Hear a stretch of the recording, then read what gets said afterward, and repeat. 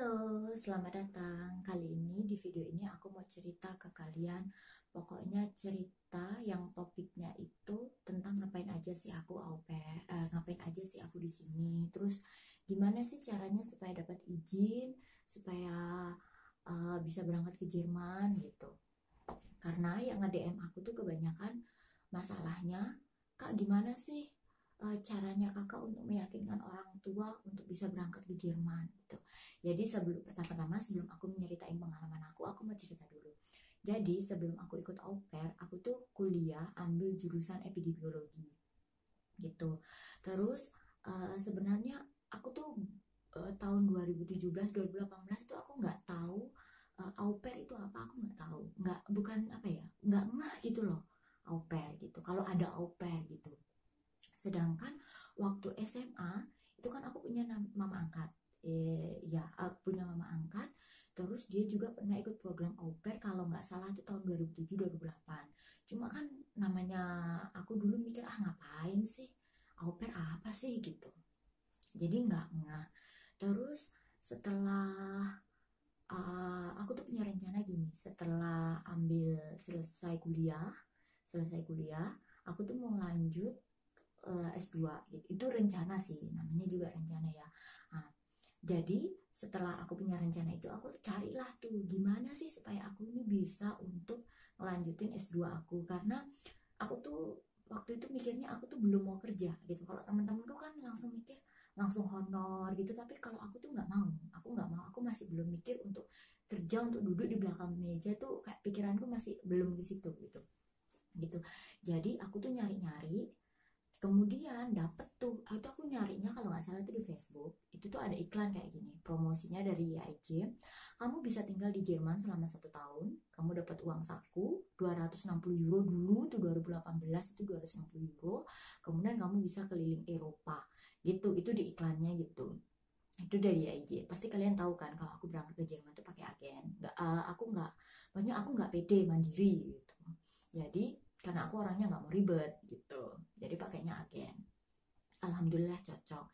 Jadi setelah aku dapat iklan dari IAIJ itu, terus aku carilah itu di internet, googling, pokoknya cari dalam buku atau apapun dari internet, tapi kebanyakan aku tuh internet ya, di Google au pair itu apa, au pair itu ngapain aja. Terus setelah aku paham au pair itu apa, ngapain aja, aku nanya tuh langsung ke pihak IAIJ. Aku nanya, ini gimana pengaturannya, dokumen apa aja yang diperlukan. Nah, setelah semuanya udah aku paham, betul-betul paham, masalah terbesar itu di bapakku.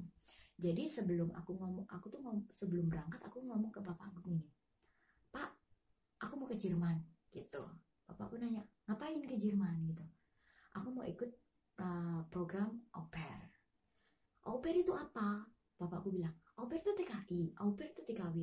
No, teman-teman, sekali lagi ya aku bilang ke kalian, au pair itu adalah pertukaran budaya, bukan TKI, bukan TKW ya. Beda banget, beda banget au pair itu.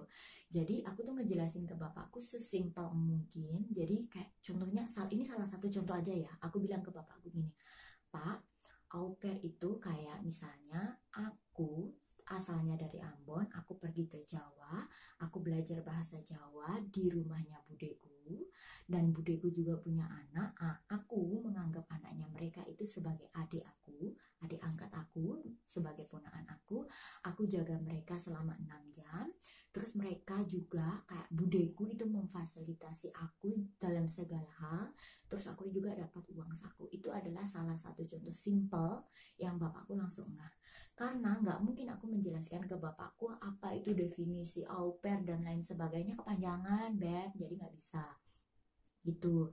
Nah, itu sebulan 2 bulan belum tuh izinin sama sekali, belum. Padahal aku tuh udah sesimpel mungkin ngejelasin, bapakku masih takut karena bapakku mikir masih nggak mungkin gitu loh, nggak mungkin ada gitu. Yang taunya tuh cuma TKI TKW, karena kan kalian tahu sendiri kan kalau apalagi orang-orang di Jawa, di daerahku itu kebanyakan tuh mereka itu TKI ya TKW gitu. Jadi bapakku tuh nggak mau, apalagi ada cerita yang dengar-dengar di berita yang hilang dan lain sebagainya, kehilangan kontak. Jadi bapakku tuh takut banget. Jadi setelah 3 bulan nggak dapat izin, jadi aku mikir gini, oh iya, ini mungkin bukan takdirku untuk ikut au pair, aku bilang gitu. Jadi pas waktu itu aku mencoba lagi untuk ngasih keterangan, ngasih apa ya, penjelasan ke bapakku. Aku ingat, oh iya, aku punya mama angkat nih, Ratu, yang pernah ikut au pair. Jadi aku minta tolong mama angkatku yang pernah ikut au pair itu, yang punya pengalaman, ngejelasin ke bapakku.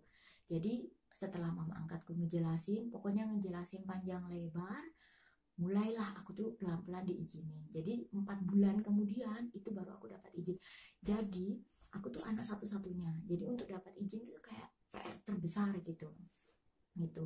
Jadi setelah itu aku juga kayak ngasih bapakku tuh kayak video contoh-contoh orang-orang yang di Jerman yang punya pengalaman au pair. Nah, itu aku kasih lihatin juga supaya lebih terpercaya, karena kan au pair bagi bapakku tuh kan hal yang baru gitu, bagiku juga sih gitu.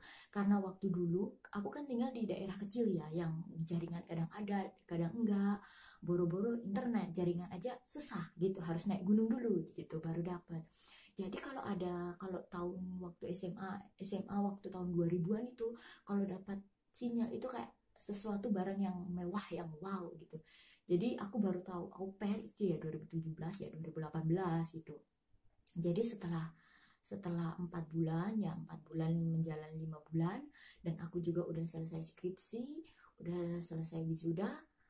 Aku langsung ke Jakarta ngikutin les bahasa Jerman. Jadi aku les bahasa Jerman itu sekitar 3 sampai 4 bulan, 6 bulan lah, ujian di Gute juga gitu.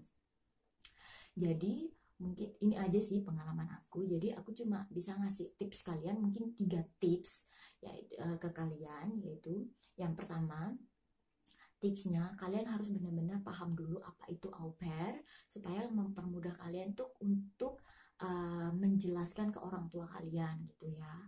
Apalagi untuk anak pertama, karena takut dengan alasan yang apa namanya, cuaca di sana, nanti kamu makan apa, kan namanya orang tua kayak gitu ya, apalagi anak satu-satunya nggak pernah keluar kampung gitu. Tapi kalau untuk anak yang udah pernah merantau, udah pernah tinggal sama orang, pasti gampang banget dapat izinnya, itu pasti gitu. Terus kedua, kamu tuh kayak banyak ngasih contoh gitu, kayak misalnya contoh di YouTube atau apa, tapi yang simpel-simpel aja ke orang tua kamu itu, karena aku juga kayak gitu ya, jadi aku kasih tips sesuai pengalaman aku. Terus yang ketiga, ini pengalaman yang kayaknya ending banget ini bagi aku, bagi di pengalaman aku, minta tolong, kalian bisa minta tolong atau kalian bisa minta tolong kenalan kalian yang udah pernah ngikutin program au pair, yang udah di Jerman atau yang udah balik lagi ke Indonesia. Kalian minta tolong untuk ngejelasin ke orang tua kalian, supaya orang tua kalian tuh kayak misalnya ada pertanyaan, beban apa terbesar untuk dari orang tua, bisa langsung tanya ke teman kalian yang udah pernah ngikut program au pair. Jadi menurut aku itu tipsnya sih, karena itu sangat bermanfaat banget bagi aku tips itu, dan mungkin bagi kalian juga sangat bermanfaat di tipsnya. Jadi untuk video kali ini sampai sini aja ya. Jadi kalian tungguin video aku selanjutnya. Ciao.